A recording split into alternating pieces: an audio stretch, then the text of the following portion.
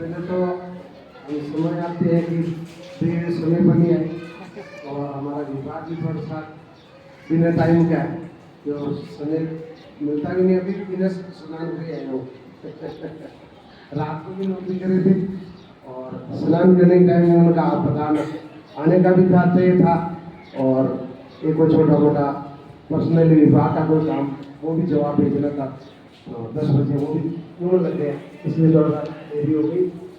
और आज के ये मंच पे पधारे वालिद साहब, डॉक्टर साहब, मैडम, स्टाफ, प्यारे बच्चों, आप लोगों ने आपकी संस्था में हमें बुलाया और हमें उपस्थित होना में अनिवार्य भी है कि छोटे बच्चों को इस कानून के बारे में जानकारी देना या आप लोगों के नज़दीक हम रहे, आपके दिल में ऐसे कोई भय हो पुलिस का या डर हो पुलिस का। पुलिस आपको डराने के लिए नहीं है, आपकी सेवा के लिए, आपकी सुरक्षा के लिए, आपको परिस्थिति से बाहर लाने के लिए या डर दूर करके आपको अग्रसर करने के लिए, अपने बचाव के लिए, सजग करने के लिए ये हमारा काम है। और अपराधियों पर रोक लगाना, अपराधियों के खिलाफ कड़ी कार्रवाई करना ये पुलिस का काम है। आम आदमी के लिए या विद्यार्थियों के लिए डर पैदा करने के लिए पुलिस नहीं है ना। और आप लोग भी अब आने वाले टाइम में कोई 8वीं क्लास में, कोई 9वीं में है, कोई 10वीं में है, तो 10वीं 12वीं क्लास पास करने के बाद में फौज, पुलिस, इन विभागों में आपको सेवा का मौका भी मिल जाता है।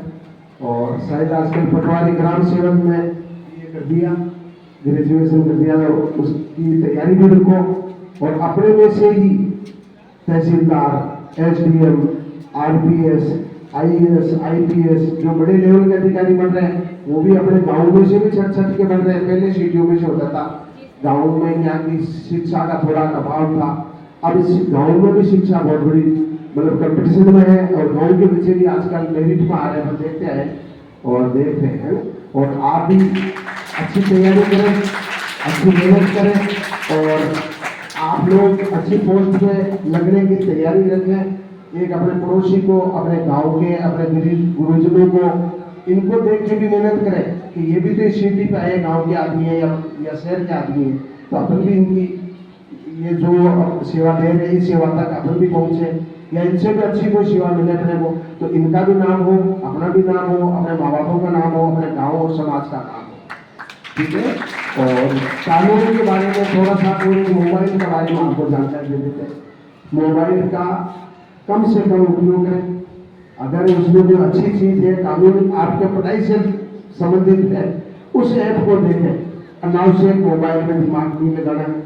मोबाइल से आज की जो जनरेशन है अक्सर ज़्यादा खराब होती जा रही है, उसका बुरा प्रभाव पड़ रहा है क्योंकि उसमें अलग ऐप है जो अपन जो नहीं देखना चाहिए उन ऐप को देखते हैं और उसका अपना कैरियर पे गलत असर पड़ता है और उसका अपने और अपने माँ बापों के नाम के लिए, भविष्य के लिए कलंकित भी होते हैं और बुरा भी असर पड़ता है, उसका नुकसान भी उठाना पड़ता है।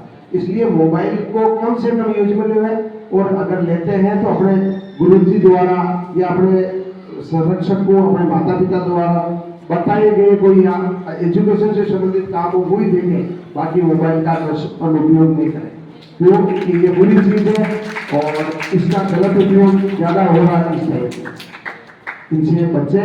और रही बात दूसरी, यदि कोई भी व्यक्ति बदमाश प्रवृत्ति का अपने स्कूल में है, चाहे अपने पड़ोसी है, चाहे अपने गाँव के हैं, कोई भी व्यक्ति अपने को गलत जाल में, आजकल 2-3 प्रभाव पड़ रहा है मोबाइल से। एक तो अपने को भी गलत डाइवर्ट कर लेते हैं फोन पे भी, ना मतलब तेरी मैंने रिकॉर्डिंग कर ली, छोटी मोटी बात नहीं, अब मैं तेरे माता पिता को कहूँगा या दूसरे को कहूँगा, अपने को प्रलोभन में ले लेते हैं, अपने को डरा देते हैं, फिर वो अपने मतलब अपराध की श्रेणी में ले जाता है। तू मेरे साथ नहीं रहेगा या साथ नहीं रहेगी तो मैं तेरे ये खिलाफ ये व्हाट्सएप वायरल कर दूंगा, वीडियो वायरल कर दूंगा, फिर अपन डर जाते हैं। नहीं, ऐसी परिस्थिति किसी में बन जाती है तो आज जो हम बता रहे हैं इसके अनुसार आप बिल्कुल निसजग निडर होकर अपने माता पिता को बताएं, पुलिस स्टेशन को बताएं, अपने गुरुजनों को बताएं कि ऐसा मेरे को फला नंबर से फोन आ रहा है, मेरे को इस तरह गिरा रहा है, धमका रहा है, मुझे भयभीत कर रहा है, आप कतई डरने की जरूरत नहीं है, आप स्वतंत्र हैं। आप ही उनकी अगर जानबूझ के चले जाए तो उसको तो रोक नहीं सकता, और नहीं तो आपको जबरन कोई आपका शिकार नहीं बना सकता। कानून, माँ बाप, गुरुजन, भाई, परिवार सब अपने साथ है, ठीक है। दूसरी बात, कानून सबके लिए लागू है। अपन पड़ोसी को देख के भी बिगड़ते हैं या देख के गलत कामों की तरफ चले जाते हैं। जैसे अपने पड़ोस में शासी बस्ती समाज है, इसके पड़ोस में रहने वाले लोगों को जैसे इनका जो जाना आना, ये छोटी छोटी गलत हरकतें करना, कोई किसी का शीशा उठा लेना, किसी का सरिया उठा लेना, किसी का जेब उठा लेना, किसी का तिरपाल उठा लेना, ये भी एक मतलब गलत स्वभाव है। उनको देखे देख उन लाइन में नहीं जाना अपने को, उनकी शिकायत करना है, उनके खिलाफ चलना है, और अपने को जो कानून के तहत रह के अपने को पढ़ाई करनी है, नौकरी का प्रयास करना है, अच्छे जॉब का प्रयास करना है। और रोड क्रॉस करते वक्त अक्सर अपन ज्यादा एक तो बाइक चलाते हैं बिना हेलमेट लेते हैं, दूसरी बात रोड क्रॉस करते हैं अपन को कोई पता नहीं है कि किस तरफ से चल रहे हैं तो किस तरफ चलना चाहिए, या रोड आधा क्रॉस कर रहे हैं तो किस तरफ देखना चाहिए, आधा रोड क्रॉस करने के बाद फिर किस तरफ देखना चाहिए। ये दो तीन बातें अक्सर अपने लिए घातक है। और रही बात दूसरी, 18 साल से पहले अपने लाइसेंस नहीं बनता है। बिना लाइसेंस वाहन चलाने पर अपन तो दोषी है ही, अपने गार्जियन भी दोषी है। और सरकार ने नया कानूनों में बहुत ज्यादा सजा का प्रावधान कर दिया है। यदि अपन छोटे बालक अंडर 17-18 साल के बाइक चलाते हैं, उस बाइक से किसी की टक्कर लग गई, आजकल क्लेम होता है उस तक, जैसे किसी की टक्कर लगी किसी व्यक्ति विशेष के, उस आदमी की चोट आने से मृत्यु हो गई, उसका बहुत बड़ा क्लेम होता है। कम से कम 20 लाख से लेके 1 करोड़ तक का क्लेम हो जाता है। उसमें क्लेम की राशि मतलब अनुमानित आंकी जाती है कि इसकी आय क्या है, आय के अनुसार क्लेम बनता है। गांव का ग्रामीण आदमी है 20 लाख तक निपट जाता है, कोई पढ़ा लिखा नौकरी पेशा वाला आदमी है उसकी 70 लाख 80 लाख की राशि क्लेम बनती है। अगर नाबालिग बच्चा गाड़ी चला रहा उसे एक्सीडेंट हो गया, वो क्लेम आपके गार्जियनों के, आपके माथे या मोटरसाइकिल मालिक या इंश्योरेंस कंपनी पे जाता है। तो इंश्योरेंस कंपनी तो तब उसमें लाइबल होती है कि आप 18 साल से अबव है, आपके पास लाइसेंस है, गाड़ी का इंश्योरेंस है, गाड़ी की आरसी है, तो इंश्योरेंस कंपनी उसका क्लेम देती है।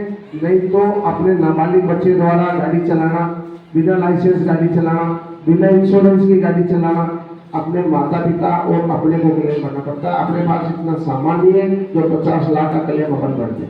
इसलिए बाइक 18 साल से पहले बाइक चलाने का प्रयास नहीं करना है। लाइसेंस बनाओ, उसके बाद के बाद अपने गाड़ी चलाएं, और गाड़ी चलाने में बड़ी सावधानी रखें, धीरे चले, आराम से चले। जीवित रहेंगे तो खूब चलाएंगे, खूब जीवन का आनंद लेंगे, और नहीं तो ले जाने एक्सीडेंट वहां खुद ही पहले चले जाए। ठीक है, इन बातों का विशेष ध्यान रखना है। ठीक है साहब, धन्यवाद।